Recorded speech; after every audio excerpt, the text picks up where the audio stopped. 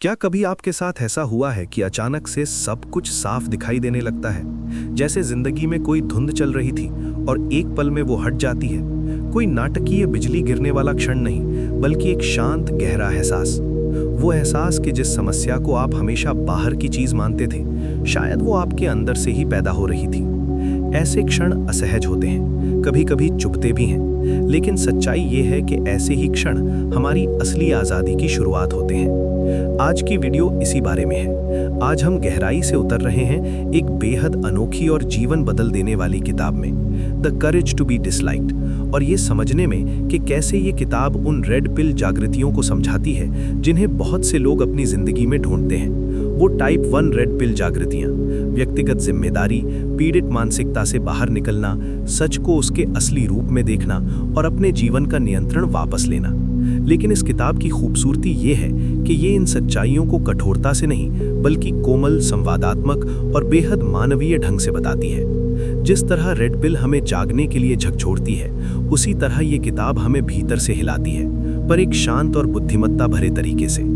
तो चलिए दोनों दुनियाओं को एक साथ लाते हैं, एडलेरियन सोच और रेड पिल की जागृति को, और देखते हैं कि कैसे ये किताब हमारी सबसे गहरी आंतरिक कैदों को पहचानना और उनसे निकलना सिखाती है। और हाँ, अगर आपको ये वीडियो पसंद आए तो कृपया सब्सक्राइब करने पर विचार करें। इन वीडियो को बनाने में काफी समय लगता है, तो सब्सक्राइब करना बहुत सराहनीय होगा। चलिए शुरू करते हैं।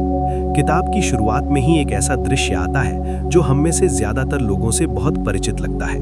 एक युवा आदमी अपनी उलझनों और निराशाओं के साथ एक दार्शनिक के सामने बैठा है और कहता है, जिंदगी इतनी आसान नहीं होती जितनी आप बता रहे हैं। हालात होते हैं, पिछली बातें होती हैं, मेरे साथ ऐसी चीजें हुई हैं जिन्हें मैंने चुना नहीं। तो आप कैसे कह सकते हैं कि इंसान अपनी खुशी चुन सकता है?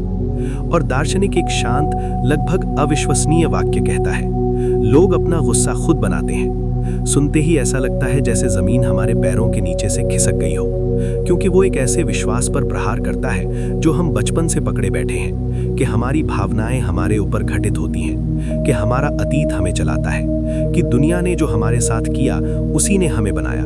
लेकिन यहाँ दार्शनिक कह रहा है कि हमारी जिंदगी इस बात से नहीं बनती कि हमारे साथ क्या हुआ, बल्कि इससे बनती है कि हमने उसका क्या अर्थ निकाला। यही बिंदु वो जगह है जहां ये किताब और टाइप 1 रेड पिल विचारधारा एक दूसरे का हाथ पकड़ते हैं। रेड पिल कहती है, जिम्मेदारी की शुरुआत तब होती है जब आप मान लेते हैं कि आप अपने जीवन के निर्माता हैं, न कि उसका शिकार। एडलर कहता है, इंसान अतीत से नहीं चलता, वो भविष्य के लक्ष्यों से चलता है, चाहे वो स्पष्ट हो या छिपे हुए। दोनों बातों में अलग अलग भाषा है, लेकिन संदेश एक ही है।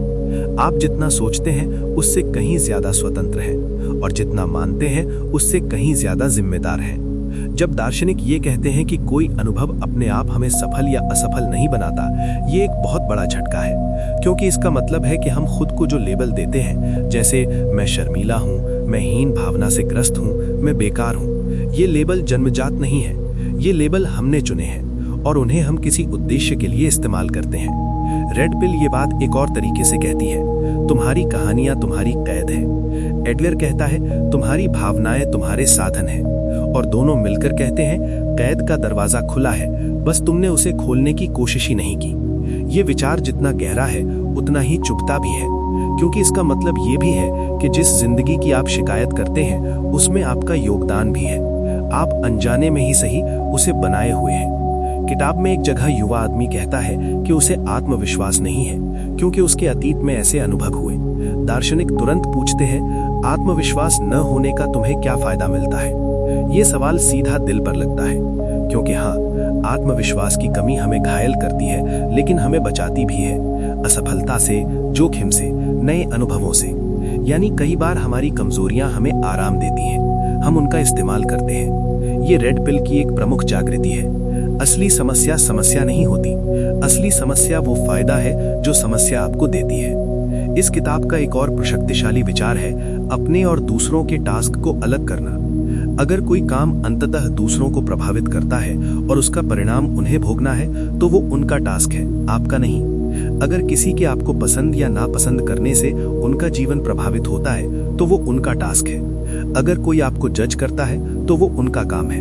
लेकिन हम क्या करते हैं, हम दूसरों के टास्क में कूद जाते हैं। हम ये नियंत्रित करने की कोशिश करते हैं कि वो हमें कैसे देखे। हम ये तय करने की कोशिश करते हैं कि वो हमें कितना पसंद करें। यहाँ किताब और रेड पिल फिर एक जगह मिलते हैं। रेड पिल कहती है तुम दूसरों की राय के गुलाम बनकर जी रहे हो। एडलर कहता है तुम दूसरों के टास्क पर काम कर रहे हो, अपनी जिंदगी छोड़कर। दोनों का निष्कर्ष एक ही, जो तुम्हारे नियंत्रण में नहीं है उसे नियंत्रण में लाने की कोशिश ही दुख का स्रोत है। अब हम किताब के दिल तक पहुंचते हैं। The courage to be disliked, यानी नापसंद किए जाने का साहस। इसका अर्थ केवल इतना नहीं कि सबको खुश नहीं कर सकते, ये एक बहुत गहरा सिद्धांत है। नापसंद किए जाने का साहस मतलब है अपने जीवन को ईमानदारी से जीना, उस रास्ते को चुनना जिस पर आपका दिल ले जाना चाहता है, न कि उस रास्ते पर जिस पर लोग ताली बजाएं। अपने निर्णयों की जिम्मेदारी लेना, चाहे लोग उसे स्वीकार करें या नहीं। अपने आत्मसम्मान को दूसरों की स्वीकृति से अलग कर देना। रेड पिल इसे इस तरह कहती है, परफॉर्मेंस छोड़कर असली बनो।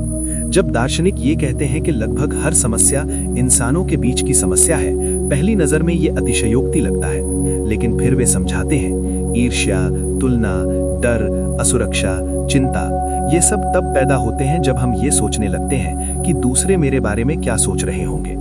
यही बात रेड पिल भी कहती है, तुम्हें खुद से नहीं, लोगों की कल्पना से समस्या है। जिस दिन आप ये समझ जाते हैं कि दूसरों की राय आपका टास्क नहीं है, उसी दिन आपकी आधी लड़ाई खत्म हो जाती है। किताब में दार्शनिक पूछता है, तुम्हें रिकॉग्निशन की जरूरत क्यों है? रिकॉग्निशन, वैलिडेशन हमारी सबसे गहरी आदत है, लेकिन ये हमें आजाद नहीं करती, ये हमें बांधती है। रेड पिल इसे इस तरह कहती है, जब तक तुम वैलिडेशन के भूखे हो, तुम कभी सच में आजाद नहीं हो सकते। एडलर कहता है, साहस स्वीकृति नहीं, स्वतंत्रता देता है। एक और अद्भुत विचार है प्रशंसा, प्रेज, और प्रोत्साहन, इनकरेजमेंट। प्रशंसा आपको निर्भर बनाती है दूसरों के मानदंडों पर, प्रोत्साहन आपको स्वतंत्र बनाता है अपने खुद के मानदंडों पर। ये रेड पिल की इंटरनल वैलिडेशन की शिक्षा से एकदम मेल खाता है। जब आप खुद को प्रोत्साहित कर सकते हैं तो दुनिया की तालियां अप्रासंगिक हो जाती हैं। किताब अंत में एक बेहद शांत लेकिन परिवर्तनकारी क्षण देती है। युवा आदमी समझ जाता है कि उसका लगभग हर दर्द इस डर से पैदा हुआ था कि लोग उसे नापसंद न कर दें, और उसी डर ने उसे बांध कर रखा था। जैसे ही वो ये देखता है, कहानी बदल जाती है, क्योंकि कहानी हम दूसरे क्या सोचते हैं कि नहीं रहती, ये इस बारे में हो जाती है कि मैं कौन बनना चाहता हूँ। यही रेड पिल है, यही एडलर है, यही आजादी है। नापसंद किए जाने का साहस बगावत नहीं है, ये आत्मसम्मान है, ये स्वयं के साथ सत्यनिष्ठा है। ये वो शांति है जब आप जानते हैं कि आप अपने सिद्धांतों पर चल रहे हैं, चाहे कोई ताली बजाए या नहीं।